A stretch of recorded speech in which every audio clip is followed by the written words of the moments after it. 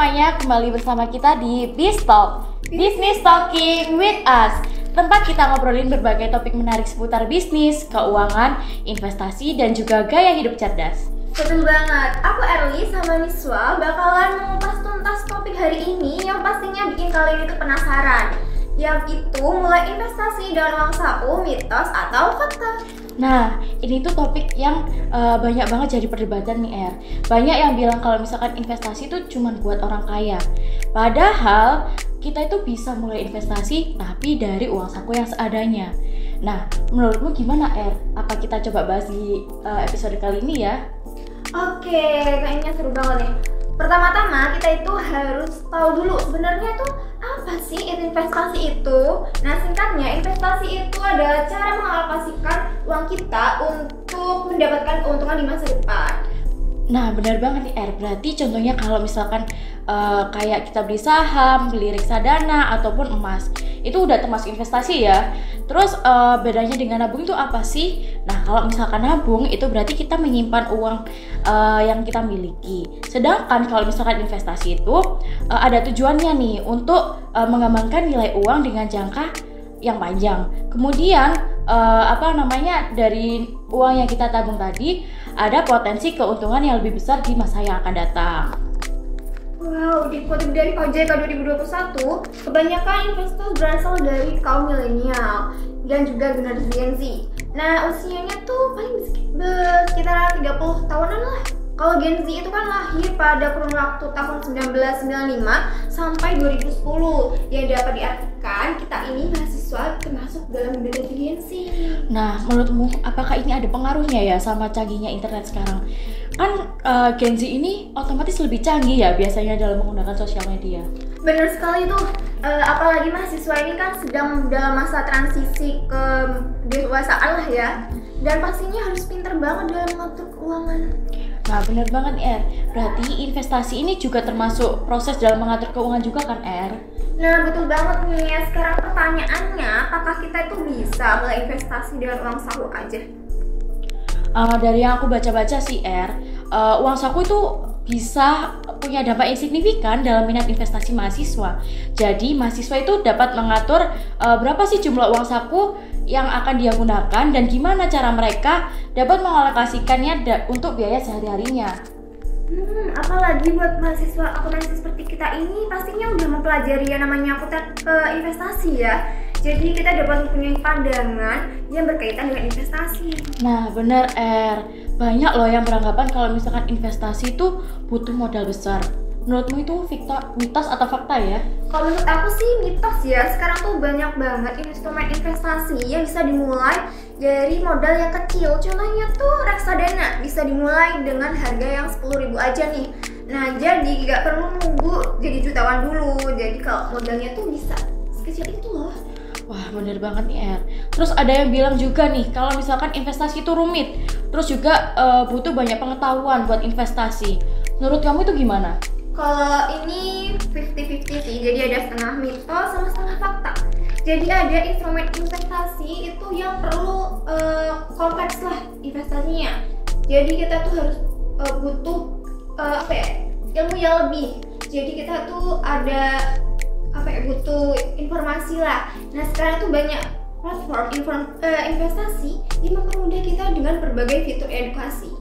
Oke, tadi kan kita udah bahas sedikit nih apa sih investasi yang cocok untuk kita sebagai mahasiswa yang tentunya belum punya modal yang besar nih Nah, sekarang kita sebagai anak akuntansi nih juga pasti harus tahu gimana cara perlakuan atau cara pencatatan transaksi yang berhubungan dengan investasi kan Oh iya, investasi dari kita-kita ini bakalan jadi modal perusahaan untuk kegiatannya. Nah, kebetulan aku punya contoh kasus yang berkaitan dengan investasi nih. Teman-teman semua bisa ikut disimak ya.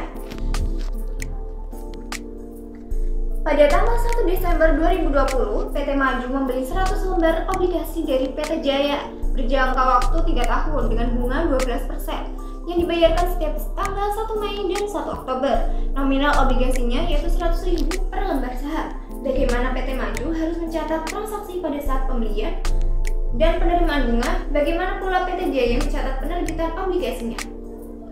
Tapi nih sebelum kita masuk ke dalam pembahasan soal tadi, lebih baik kita paham dulu nggak sih apa itu obligasi dan metode apa aja sih yang berkaitan sama investasi? Wah, bagus banget tuh. Yuk sekarang kita bahas bareng.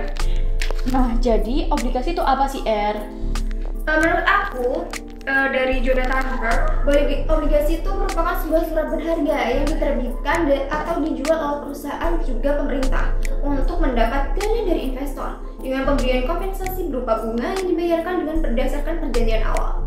Nah, terus kalau misalkan untuk metodenya itu apa aja sih yang berkaitan dengan investasi?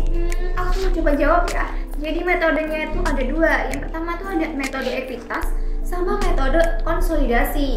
Nah, metode ini berupa dua pendekatan akuntansi yang digunakan untuk melaporkan investasi di perusahaan lain.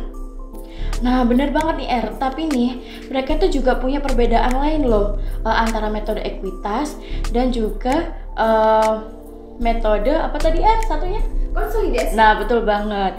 Jadi, kalau misalkan di metode ekuitas biasanya berlaku saat perusahaan induk mempunyai pengaruh signifikan terhadap perusahaan yang diinvestasikan.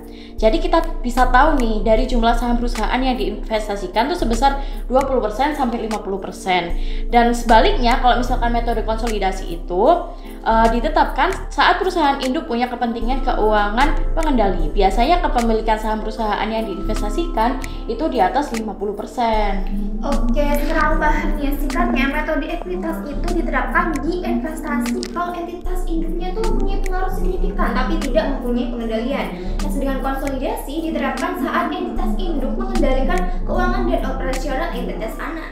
Ya, benar banget Nah, sekarang nih kita udah tahu kan tentang obligasi dan juga metode yang berkaitan dengan investasi. Apalagi kalian nih yang sekarang lagi nonton harusnya udah lebih paham juga kan. Nah, mending kita bahas soalnya tadi nih Yuk, sekarang waktunya kita membahas soal yang tadinya kita contohin. Jadi, PT Maju pada tanggal 1 Desember 2020 mencatat pembelian obligasi, investasi jangka panjang obligasi 10 juta dan pendapatan bunga sebesar 100.000 terhadap kas sebesar 10.100.000 di kredit. Dan pada tanggal 1 Mei 2021 mencatat penerimaan bunga obligasi berupa kas sebesar 400.000 terhadap pendapatan bunga sebesar 400.000 di kredit. PT Jaya juga mencatat pada saat penerbitan obligasi di tanggal 1 Desember 2020 yaitu PT Jaya mencatat penerbitan obligasi sebesar 10.100.000 di kas terhadap utang obligasi sebesar 10 juta dan utang bunga obligasi sebesar 100.000 di kredit. Nah, gimana nih guys? Mudah kan? Semoga nggak ada kesulitan nih buat kalian tentang pembahasan yang udah kita bahas tadi. Iya nih, apalagi ternyata investasi itu tuh seru banget. Bisa dapat untung besar kalau kita jago pilih investasinya. Betul banget nih Sekarang balik lagi deh ke obrolan awal kita. Nah, ada saran nggak sih buat teman-teman yang baru mulai investasi? Ada dong. Yang pertama itu tentukan tujuan investasi, mau untuk dana darurat, pendidikan, atau sekedar menambah penghasilan aja. Nah, yang kedua itu pilih instrumen investasi yang sesuai. Kalau pemula bisa coba reksadana atau emas digital yang lebih stabil. Nah, yang ketiga itu mulai dengan nominal kecil aja, jangan langsung besar-besaran. Cukup sesuaikan dengan uang saku yang bisa disisihkan.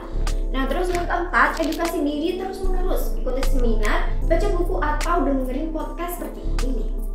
Nah, dari pembahasan kita tadi, kita bisa simpulkan kalau misalkan investasi dengan uang saku itu bukan mitos, tapi fakta ya. Terus alasan kita paham tentang instrumen yang dipilih dan konsisten dalam berinvestasi. Setuju banget, jadi jangan takut untuk mulai investasi. Mulai dari kecil tapi tetap disiplin. Oke guys, terima kasih udah dengerin episode kita kali ini. Jangan lupa follow podcast kita dan share ke teman-teman kalian supaya semakin banyak yang dapat kita informasikan ke kalian. Sampai jumpa di episode berikutnya. Stay Smart and stay invest.